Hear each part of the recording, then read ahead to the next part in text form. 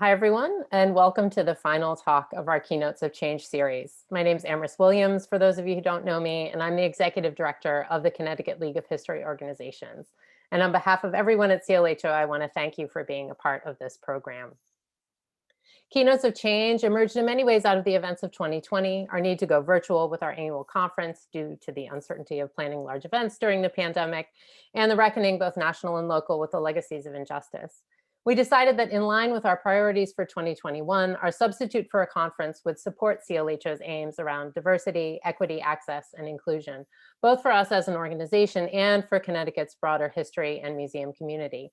So Keynotes of Change is really meant to be a starting point, a place to begin the many conversations we need to have as stewards and interpreters of a complex and sometimes difficult past. So together, we have been exploring different strands of underrepresented history, and we could not be more pleased with the response that we've had so far. If you've been with us for our previous talks, you'll know that the presentations have been both enlightening and inspirational, and the conversation has been equally so. And we look forward to hosting more programs in this vein and continuing this conversation so that we may all support one another on this journey. Of course, programs like this don't just magically happen, and I want to recognize the important work of the CLHO Board of Directors, and especially our annual conference and Keynotes of Change Committee Chair, David Rao, who's here with us today. CLHO also recognizes the support of our key partners, Connecticut Humanities and the Public History Program at Central Connecticut State University, who enable us to do the work that we do as an organization. We extend a special thanks today to our sponsors. Our Charter Oak sponsor for the entire Keynotes of Change series is Connecticut Explored. And we have with us here today, Elizabeth Norman from Connecticut Explored, who's going to share a bit about what they do. Elizabeth. Hi, everyone. My name's Elizabeth Norman, and I'm publisher of Connecticut Explored, the magazine of Connecticut history, celebrating our 20th anniversary in 2022. So we're once again pleased to support CLHO's efforts to bring us all in Connecticut, the Connecticut history community, forward with the work that we do. And I invite you all to subscribe if you're not already, either to the quarterly print magazine. Here's the summer issue celebrating cities and towns and villages across the state. Or to our new e-newsletter, which comes out twice a month, CT Explored/inbox, which comes to you twice a month. And you can find out about that at ctexplored.substack.com, and I'll put that in the chat. Also, I invite you to read our stories about Connecticut's LGBTQ history and listen to our couple of Grating the Nutmeg podcasts on that topic. We don't have a ton of stories, but we're committed to adding to it. And our latest interview with CCSU history professor William Mann, who heads up CCSU's Center on LGBTQ history. That podcast and his story in the magazine links to the Connecticut Historical Society's LGBTQ online timeline as well, which is another wonderful resource and a good starting place. So thank you to our speaker today. I look forward to the presentation, and thank you all for joining CLHO and this really terrific series. Thanks. Thanks, Elizabeth. I'm always so pleased at how you offer these really targeted resources for our audience. So thank you so much for taking the time to do that. I also want to recognize our friend of CLHO sponsor for this presentation, Capture Visual Marketing. They offer a number of services, including virtual tours and 3D capture of spaces. So you can learn more about their services at capturevisualmarketing.com. And without further ado, I want to introduce the reason that you're here today, which is to hear about interrogating the silence, interpreting the LGBTQ past to visitors. Our presenter today is Dr. Susan Ferentinos. She's a public history researcher, writer, and consultant specializing in the history of gender and sexuality. She's the author of Interpreting LGBT History at Museums and Historic Sites, which is a part of that great series from Roman and Littlefield. And this book won the 2016 Book Award from the National Council on Public History. Dr. Ferentinos served as a contributor to the National Historic Landmarks theme study on LGBTQ history, and recently completed a historic context study on LGBTQ history for the state of Maryland. Among her other projects, she is currently at work on a historic research study for the Eleanor Roosevelt National Historic Site in New York. Susan, thank you so much for being with us today, and I hand things over to you. Why, thank you. I'm delighted to be here today. I'm going to go ahead and share my screen. All right, I trust Amaris will let me know if there is any technical glitches, but without further ado, let me get started. Well, to begin with, I'd like to just do a very quick note on terminology. When you're dealing with the history of sexual and gender variance, terminology can be tricky, and yet it's pretty important. So my talk today is on sharing the LGBTQ past with visitors. LGBTQ, of course, stands for lesbian, gay, bisexual, transgender, and queer. But that is a term that is constantly changing. And for instance, another common term to describe sexual and gender variance at this point is LGBTQIA+, with the added letters of intersex and asexual, along with a plus, because there's a lot of other definitions that are encompassed under our big umbrella, but don't make it into the acronym. Some of you who have been around for a while may remember that before LGBTQ was in favor, GLBT was the term that was in favor. And beyond just the kind of bureaucracy of contemporary terms and the contemporary umbrella, of course, the very concepts that are encompassed in our current acronym are fluid and historically contingent. So that can make things, particularly for history organizations, a little more complicated.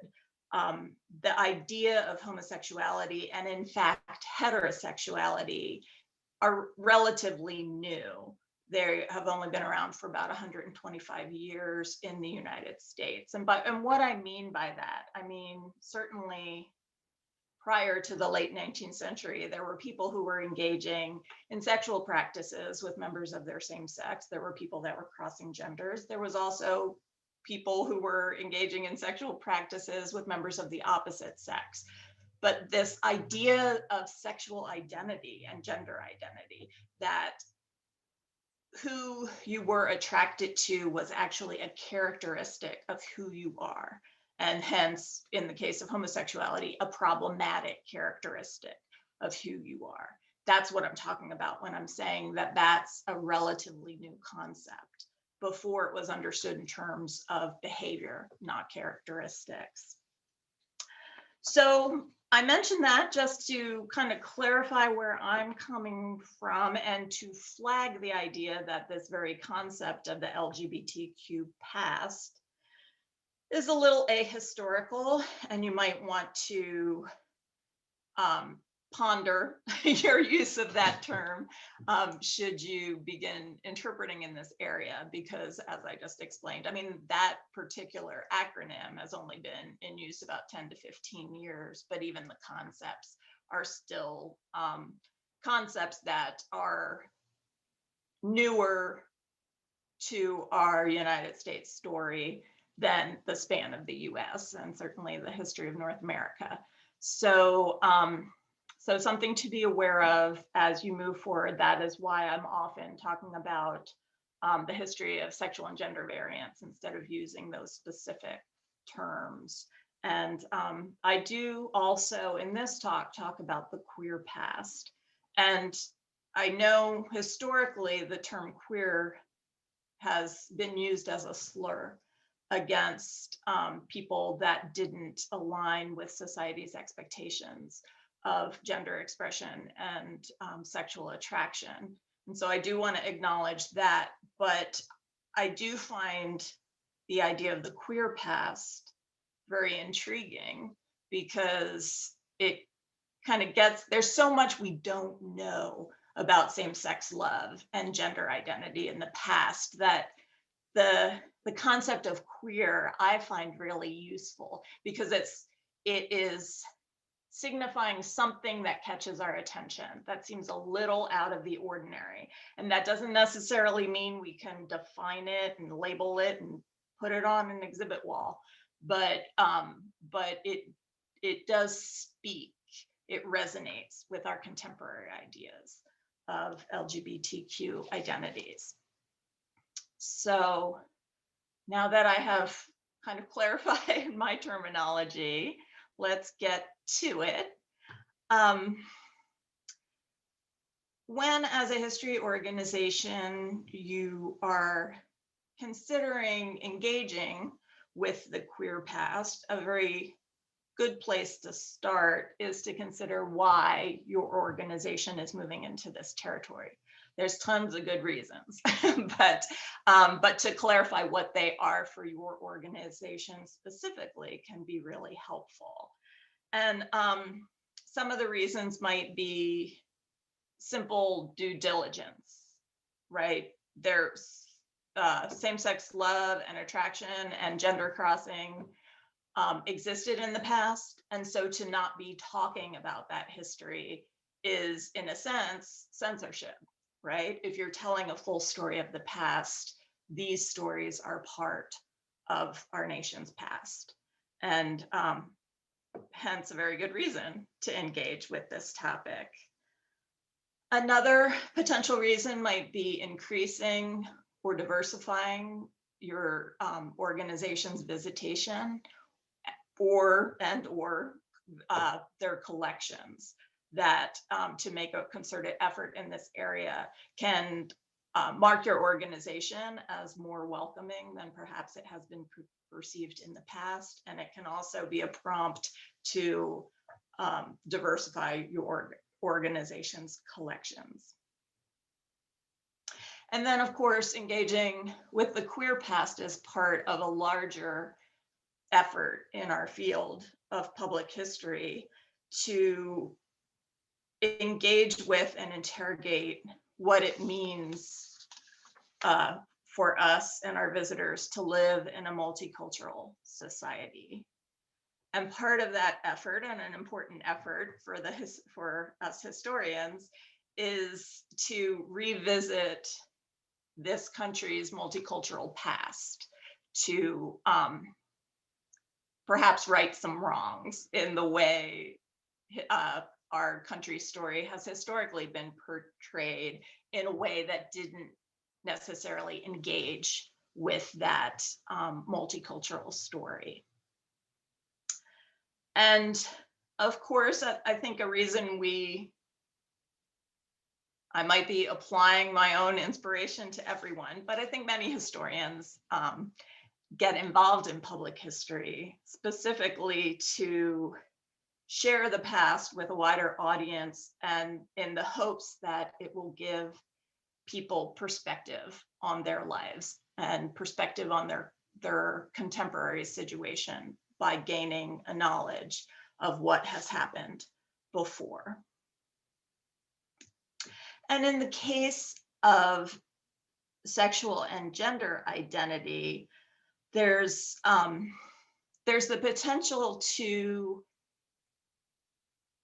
challenge visitors to think about things that they think of as fixed and universal about themselves or about the world, that are in fact not fixed and universal, are instead historically and culturally contingent, when specifically sexual identity and gender identity. And for instance, as I explained earlier in the talk, what we mean by the terms we use to describe these particular people, it changes. And our understandings of the terms involved in our descriptions change. For instance, even though the ideas of heterosexuality and homosexuality were developed around the turn of the 20th century in the United States, they had real cultural connotations at that time, as honestly they do now, but they were different cultural connotations. So the scholars now understand the process of creating the concept of sexual identity and defining people, putting people into groups, heterosexual, homosexual, was part of a larger age of anxiety where powerful elites in this country, particularly the medical establishment, but it was part of a larger effort, were feeling anxious about the multicultural and changing and urbanizing nature of US society. And so across a whole variety of topics, you see the white elite at the turn of the century grouping things into categories, some of which are better than other things. Think phrenology, think eugenics. And with the idea of homosexuality, there were very much racial and class connotations to that idea. They were defining deviance, and so they were looking to people other than themselves. So people of color were deemed by this powerful group to be deviant by the very nature of their ethnicity. Same with poor people. And so they were also seen to be the purveyors of this particular, what was understood at the time as deviance, which is either not conforming comfortably to gender roles or to being attractive and engaging in sex with members of their same sex. And in fact, at this time, what we now understand as transgender identity and what we understand as homosexuality were also conflated, that people were attracted to members of their same sex because of an inverted gender. And so again, the things that we think of as distinct were at a different time considered the same thing. And so to prove the larger point that I'm making, that to engage with these changing definitions and these changing understandings provides an opportunity for visitors to interrogate what they think of as, say, what's normal, or what they think of as very basic elements of themselves or the people they know, such as gender identity or sexual identity.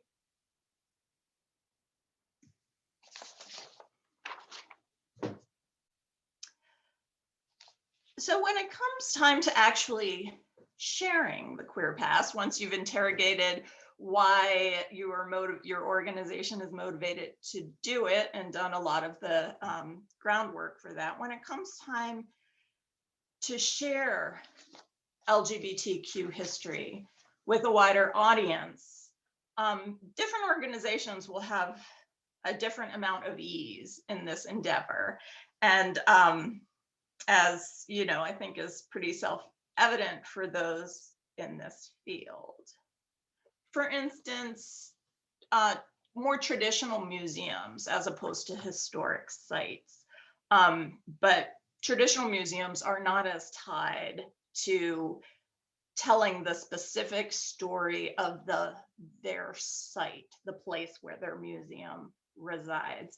And so that frees them up to tell a wider range of stories, such as the Connecticut Historical Society did with their exhibit in 2019 and with their still accessible timeline that Elizabeth mentioned at the beginning of the event. And if I'm not mistaken, and if there's anyone from the organization, we can talk about it in question and answer, that this exhibit also involved a collecting initiative to expand the part of the Historical Society's collections related to this history. And even with historic sites, like specific historic places, some places, such as the Glass House, have a queer story just waiting to be told. In this case, the house's designer, Philip Johnson, and resident, he lived here with his male partner. And the site does include that in interpretation. And so there's, for those members of the audience that are in this situation with museums, or they know a story of sexual or gender variance related to their site, and they're thinking more about the specifics of how to talk about it. There are plenty of resources out there, including the book that I wrote, which my last slide will give you a glimpse of it, so you can write down the title. I'm interested more at this moment and in this talk in thinking about organizations whose queer past is a little harder to access, and organizations that need a little creativity to think about how to include this part of the story of the US past. So other sites just need to think a little more creatively about what stories in this area are connected to their sites. And a Connecticut example here is the Palmer Warner House, which traditionally, it's operated by Connecticut Landmarks, and it has traditionally been interpreted as an 18th century home and the story of the family and the blacksmithing family in the 18th century that built and resided in the home. And more recently, Connecticut Landmarks is moving their interpretation, or expanding their interpretation really, because the older family, the Warners, is still part of the story, but they have also looked to the reason this house still stands, and that is the male couple who preserved the house and lived in the house, and if I'm not mistaken, who bequeathed the house to Connecticut Landmarks. And so in shifting the lens a little bit, they can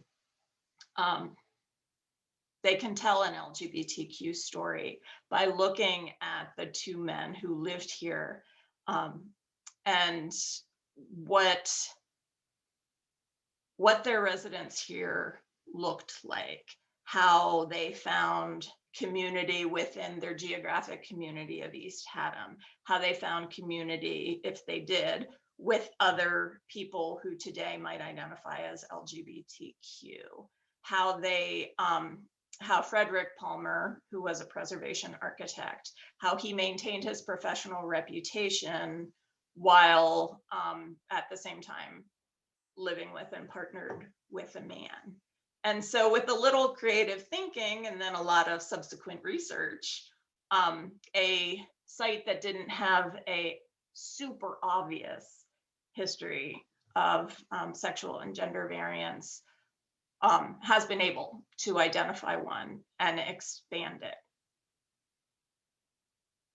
Another interesting thing, just very quickly, about this site is that this is a rural community. And personally, I find that something very exciting about this site, because when I was talking earlier about the cultural connotations that go with different definitions at different times.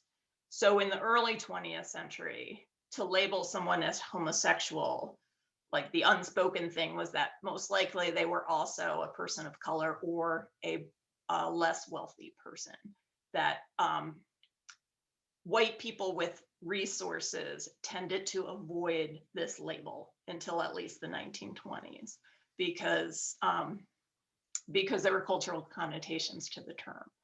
And I would say that in our own time, there's perhaps urban connotations to that tone. I think if questioned, most people would agree that there probably are some LGBTQ people in the 21st century who don't live in cities, but I think the default assumptions about that term in our own time tend to skew that way. So this is exciting because it's the story of two men who live together in a rural community.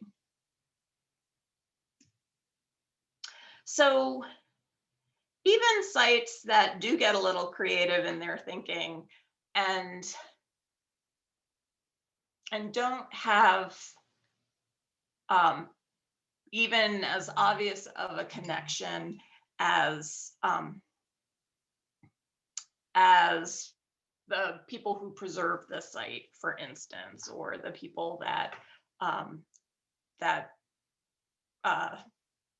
ensured that the site wasn't destroyed.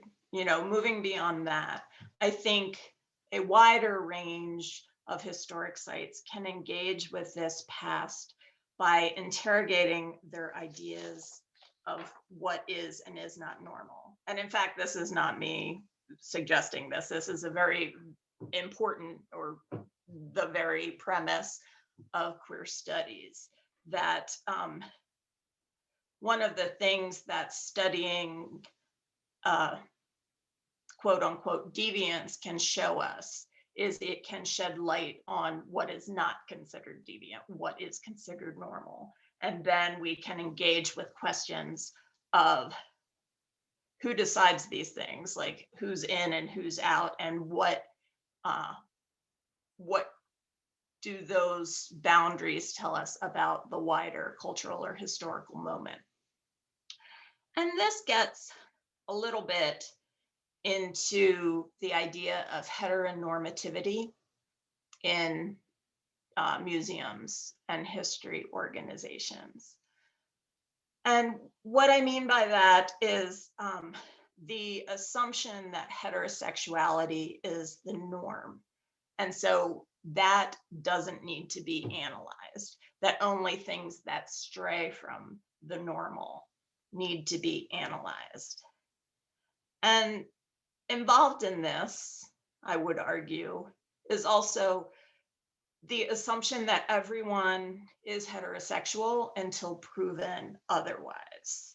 So, for instance, the standards of proof for organizations to feel comfortable talking about something as, or someone as a queer ancestor, those standards tend to be higher than to be talking about someone as a heterosexual ancestor. The assumption is that everybody was heterosexual and was comfortably residing in their assigned gender role, unless there is very glaring evidence to the contrary. And I would say that's also part of this idea of heteronormativity, and by organizations interrogating these things in their interpretation, it potentially opens up a meaningful conversation, and a conversation that's relevant to LGBTQ visitors and people who hope to understand LGBTQ experiences, even if it's not like right on the nose, and then we had like a same-sex loving couple who lived in this house.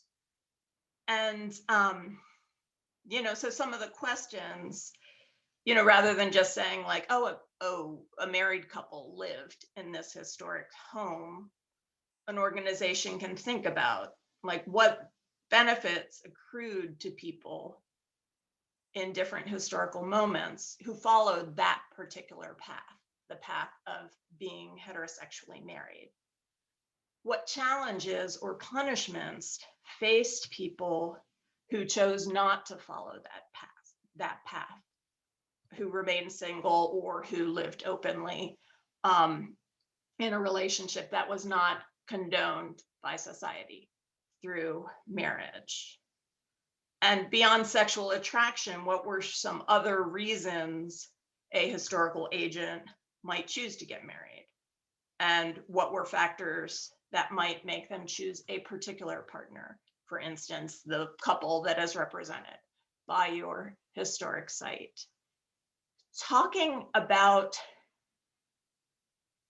the choices and the benefits involved in certain choices can help destabilize these concepts, the concept of heterosexuality, that can again reveal to visitors that things that seem normal or natural are actually part of a larger engagement with a particular era. And so, for instance, I've also spent a fair bit of time in the history of childhood, and childhood is another area that helps us get at these things. Like, what are the anxieties of a particular age? Because chances are they're being foisted on the kids of that era. For instance, in the mid-20th century, there was all this anxiety about raising children who would grow up to be gay. And so what does that tell us about the larger issues that that we're facing a particular group of people and a particular larger community at a given time in history?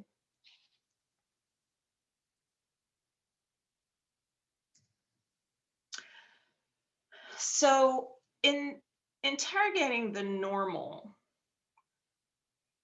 can lead us into questions of power in society that I would argue is among the most timely thing a history organization can be talking about at this moment. And I think there's a real opportunity here, and this goes far beyond LGBTQ history, but to all kinds of underrepresented history, right? A challenge of our field is that we are often dealing with the artifacts and the places of the powerful and of the privileged. That's how they have survived. And yet now we want to tell a broader story. But how do we? Because all of that evidence has been destroyed or didn't exist in the first place because it wasn't written down, say.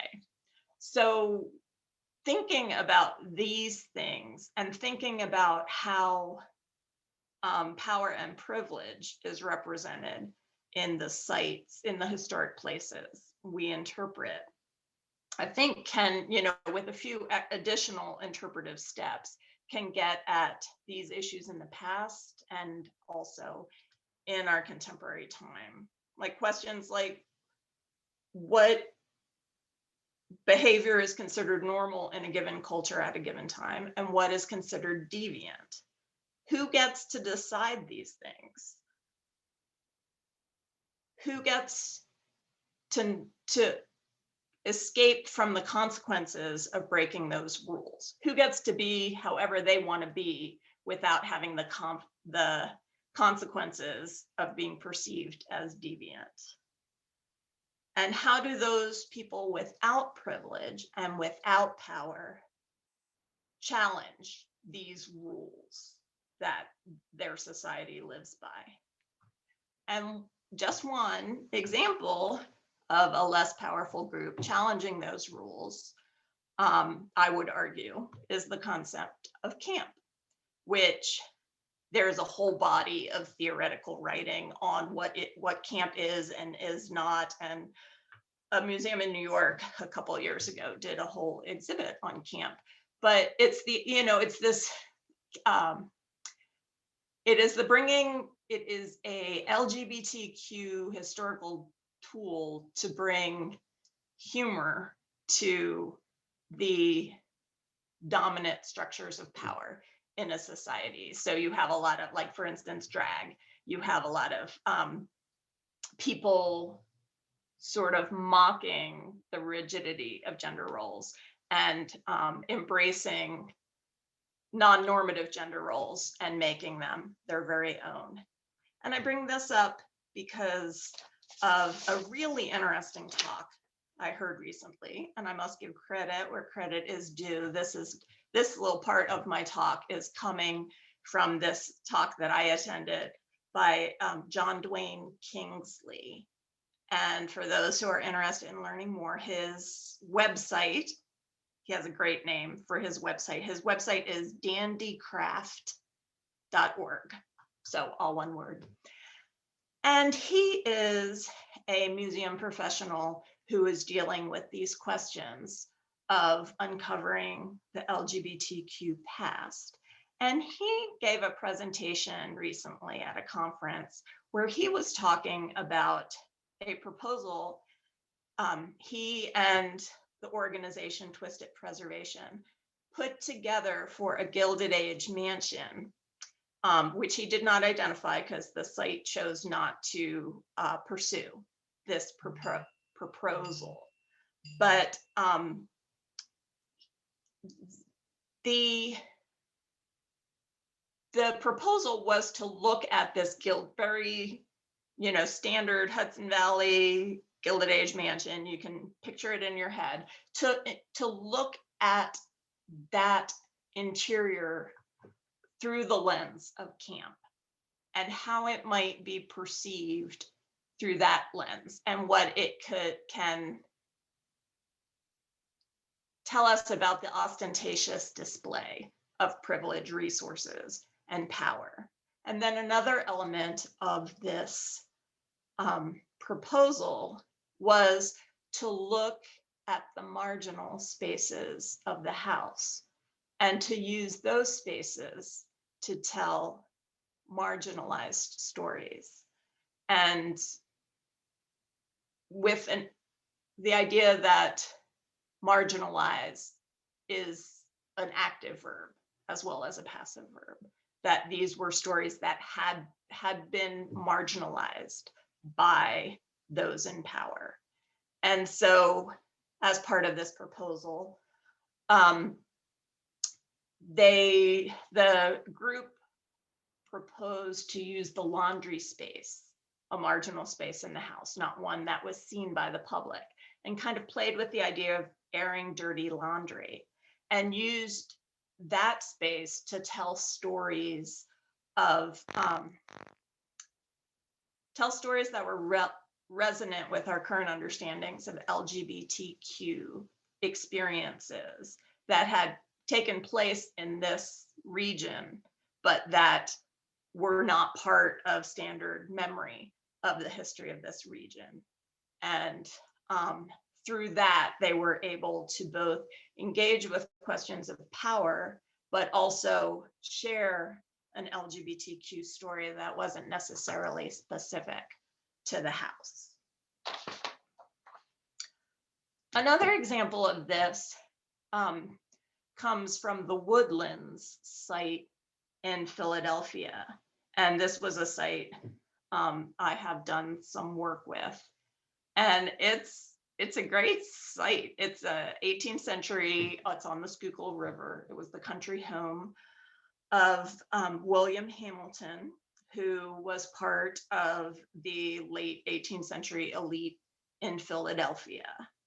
But he is not well known, in part because he chose the wrong side in the revolution.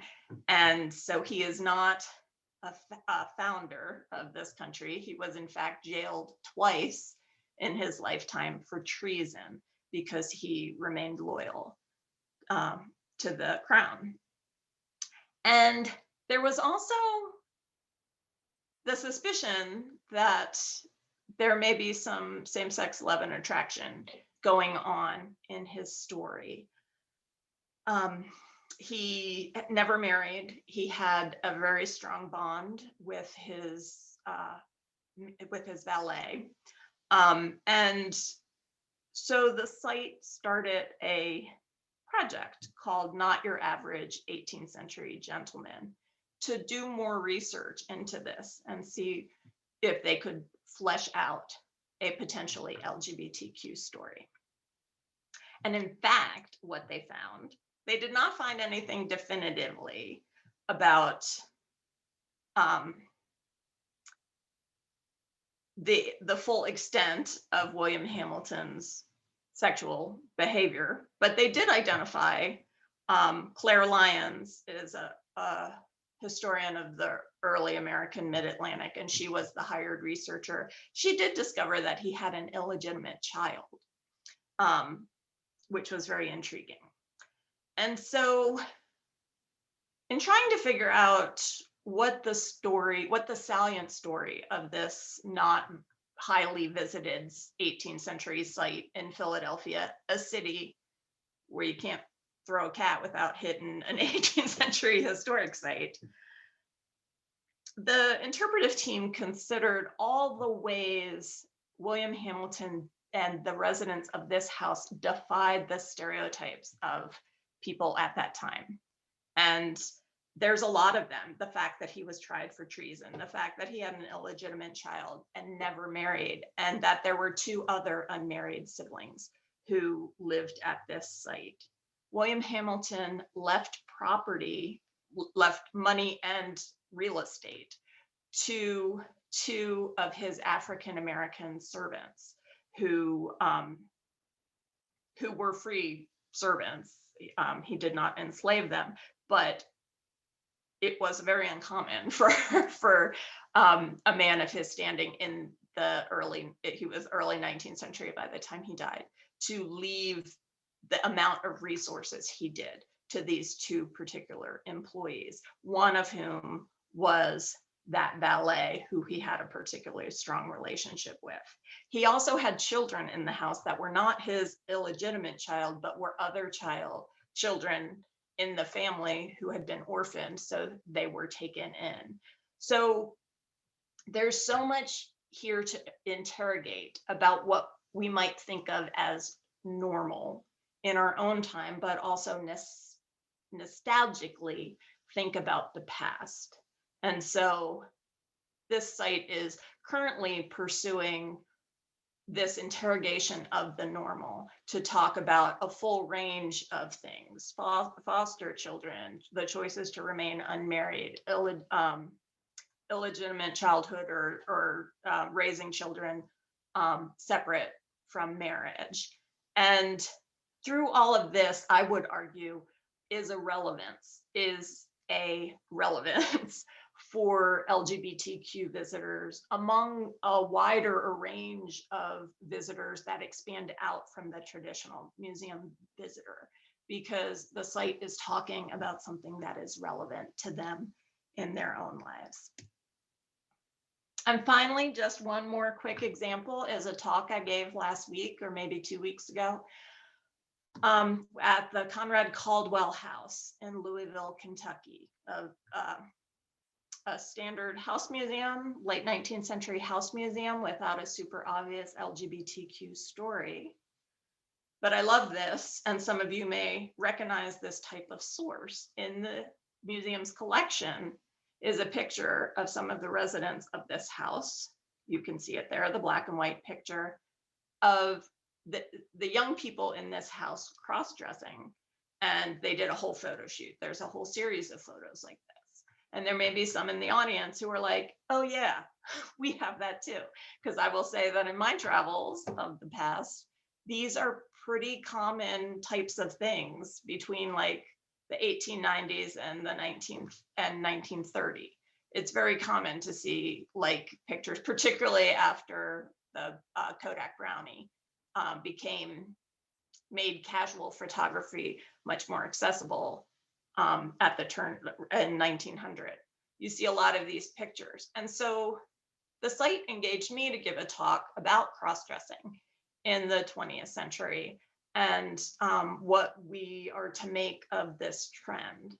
And as part of that talk, I did talk about changing gender roles at this time, which is, I think, probably the largest historical event behind this fad, that people were kind of working out gender anxiety or making fun of older people who had gender anxiety because they were the young upcoming generation, more comfortable with more fluid gender roles.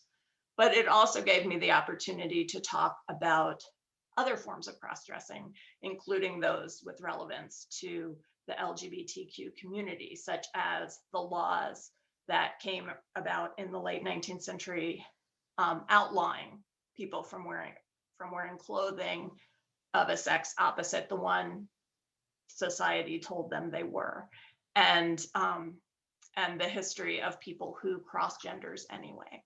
So again, it was a an item relevant to this collection that served as a springboard for a much wider story and a fun night. There was a cocktail involved, which is also what's on this slide. It was the high point of my career to have a themed cocktail for one of my talks.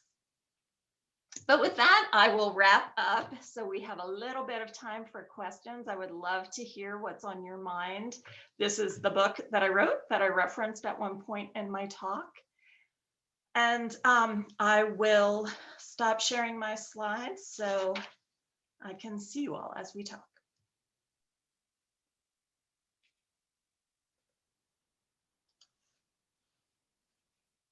Great, thank you so much, Susan.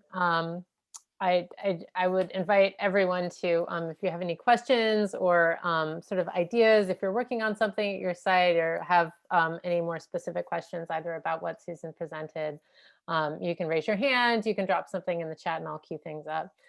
So far, we just have a comment from Kathy Carl-Varda, and I don't know if she has a sort of follow-up question here, but there have been articles and books that sort of, okay, no, there is a follow-up, so I'll get to that. There have been articles and books that look back and identify historical personalities as LGBTQ++. The disowning of John Adams, by John Adams of his son Charles for a relationship with Baron von Steuben, and the relationship of President Buchanan with William King, for instance. What do you advise when looking for evidence and making an argument for your findings for sort of retroactively applying this label to people in the past who wouldn't have used, there's that sort of, anachronism there. But, if you want to have this conversation about sexual and gender variance in the past, how do you kind of advise people if they see those hints, like how do you make an argument for your findings, and what are the challenges and virtues, I might add to Kathy's comment and question here, to sort of using contemporary terminology to talk about people in the past when, as is clear from your presentation, people in that culture and the historical individuals themselves would have understood all of that very differently from how we might understand it today. Mm-hmm. That's such a rich topic. There's Amherst, you should have me back next year and I can look, we could that sounds talk good. for an hour about that topic. But yes, that is very much an issue that history organizations grapple with this. Some of the context, I think an important part of the context to use in dealing with these types of questions is the idea that categories were different and that such behavior as we now identify as LGBTQ has existed throughout history, but it was understood differently. And prior to this sexual identity thing I was talking about, turn of the 20th century, it was more understood as behavior as opposed to like someone was irredeemably gay if they engaged in sexual activity with someone of their same sex. So that's one context. I think another context is in the 1990s, so perhaps in the course of our own careers or shortly beforehand, when LGBTQ history was just becoming part of established scholarship, there was wonderful work being done before that by LGBTQ people and activists reclaiming their past. But if one hoped to be a respected scholar, generally speaking, there's a few exceptions, but if one hoped to be a respected historical scholar, one did not engage in this topic until about the 1990s. So historiographically, enough time has passed from that we see trends in the scholarship. And the standard story is that in the 1990s, it was all about reclamation. And so scholars were looking for any evidence they could find of same-sex love and attraction. Not so much with gender crossing at this time. That's another topic. You know, but so some of the stuff that is claiming that is identifying somebody as gay or lesbian, because it tends to be gay or lesbian that we're talking about, since we're talking about the 90s, and that some scholarship that is unequivocally identifying people as gay or lesbian on relatively weak evidence is likely stems from that era of scholarship. People are a little more nuanced now in their understanding. Now, having said that, I do urge people to interrogate their impulse to not be willing to identify any relationship as being LGBTQ relevant unless there's a smoking gun of genital contact and orgasms and like love forevermore, because that just doesn't exist. You know, there are some very rare examples, such as Oscar Wilde, who just threw caution to the wind and was, you know, comparatively overt about these identities, but it is extremely rare. And LGBTQ historians have become accustomed in seeing the cues, that the clues in the evidence that tend to signal something queer, whether or not it's straight up LGBTQ or not. I would also say that all of this is very relevant to a group of people whose history has been suppressed and who have lost other connections to the past they might have. Luckily, that is less common now, but like LGBTQ people, many have lost their families, many are in hiding from the people they grew up with. They have left their hometowns, they have left the religion and the faiths that they grew up in. And history can be a really powerful tool of belonging for this community. And so when you're thinking about that, I don't mean to urge sloppy scholarship. Absolutely not. That is not what I'm about. But telling this story, even if we can't clearly define it, even if it is just an intriguing clue, it may seem like a big risk for an organization, but it can make all the difference to a group of people who have largely been excluded from the past. So I throw that out there also. I mean, it's a bit, I don't mean to, I mean to emphasize that this is a complicated issue, but it isn't necessarily a super binary issue. It doesn't have to be yes or no, this person was or they weren't. It can be an opportunity to talk about changing standards of behavior or the role of rumor in a person's good standing in a community or something along those lines. Yeah, we have a couple of questions that have come in that are sort of following on this theme. You know, one is about the role of the researcher themselves. Brett asks, is it appropriate for heterosexual historians to interpret queer history? Well, yeah, that's great.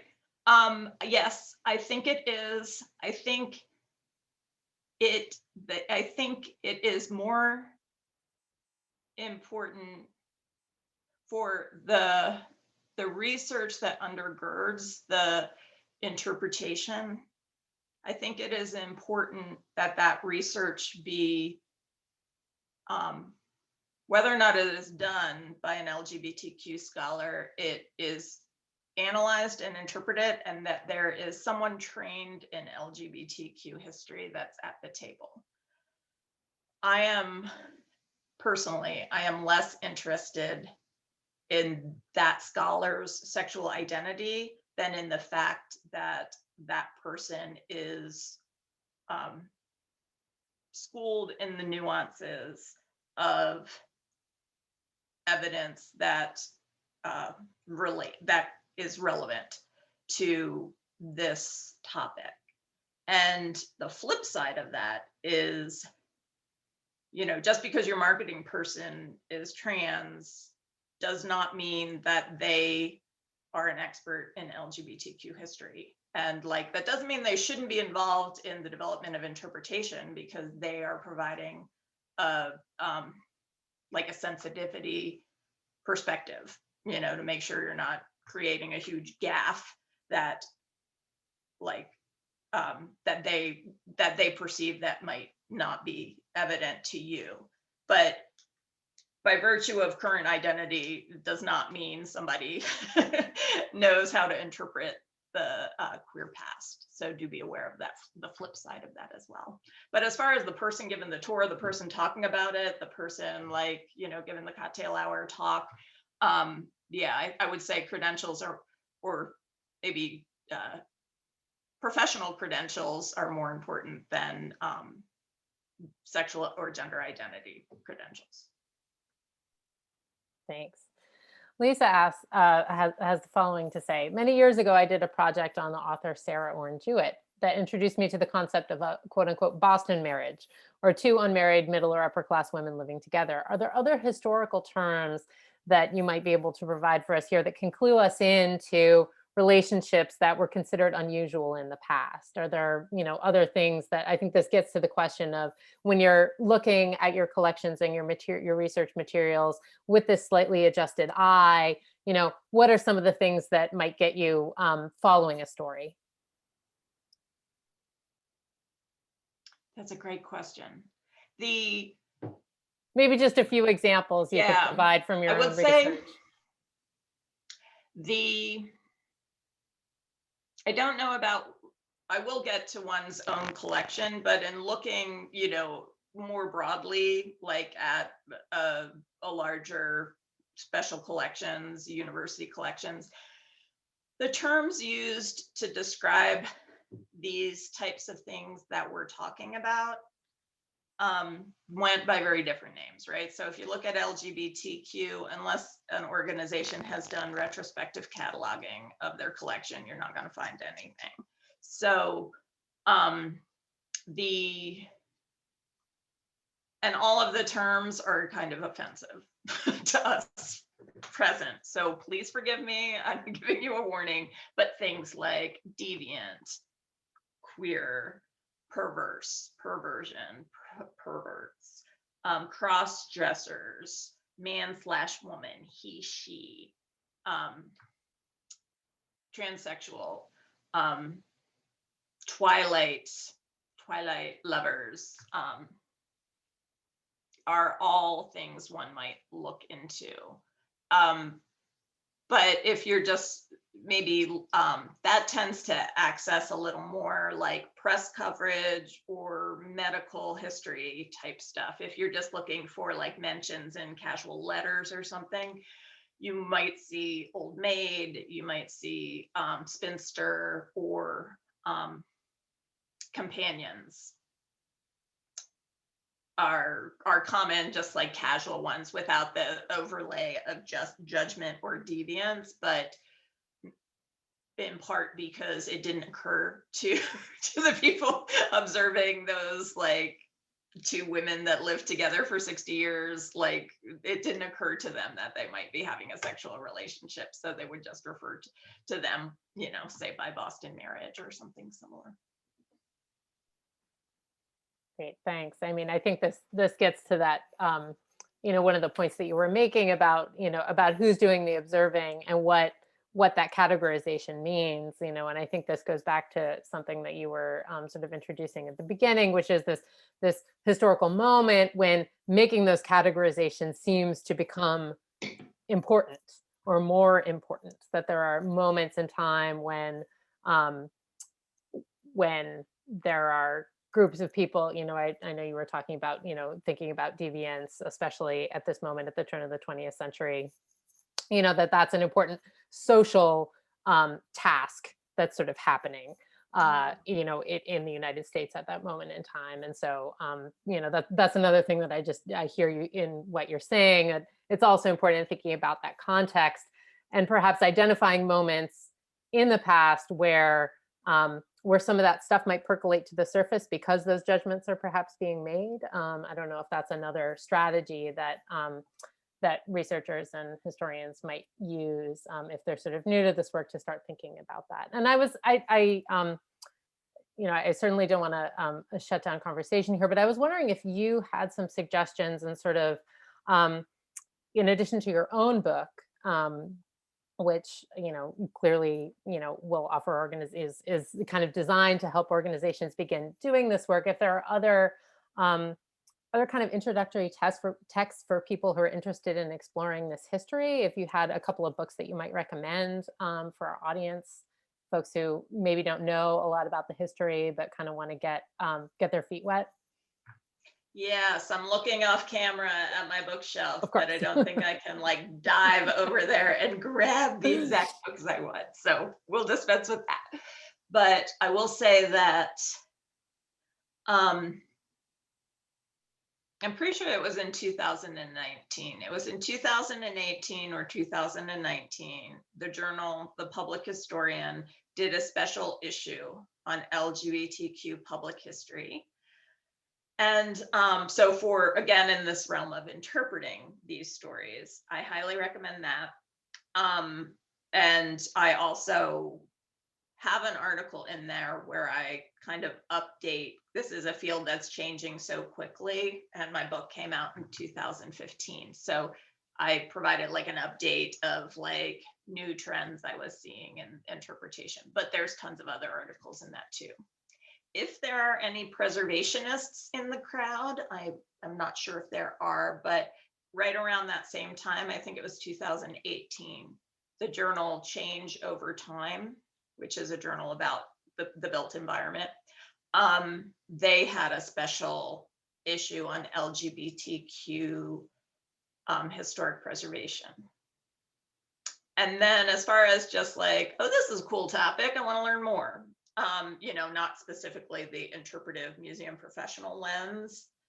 I would recommend, and don't get me started. I could recommend 250 books for you, but my go-to suggestions are Michael Bronski, A Queer History of the United States, and a book by Leila Rupp, R-U-P-P. Her first name is Leila. And unfortunately, I cannot remember the title, but it's her general overview of US history from a queer perspective. And while we're talking about Leila Rupp, she also has a book on teaching LGBTQ history. So it skews towards classroom teachers, but if you're like in an educational department of a history organization, that might be a good recommendation as well. A Desired Past, is that the one you're thinking Yes. of? Okay, great. Sorry, I was just using the Thank internet to access your bookshelf. And Lisa also says that the Longfellow House in Cambridge, Mass. Has posts on their website about LGBTQ history affiliated with their site, and has a link in the chat there. Yeah, great. Yeah. And I tried to use Connecticut examples so that, I was aware that many of you already, that was like old news to you, but I was hoping there were some people in the crowd that maybe didn't know about those examples very close to home, that you can check out or network with. Well, I know we have at least a couple of people here from Connecticut Landmark, so I'm sure they're grateful to have that highlighting of the Palmer Warner House and what's happening there. I want to thank you. We're sort of at time here and a little bit over. So I want to take this moment to thank Susan Ferentinos for this wonderful and enlightening talk. Thank you so much for being with us. And thanks to all of you who have been sort of watching from home. And please feel free to circulate the link and the video to all your friends and other fellow historians.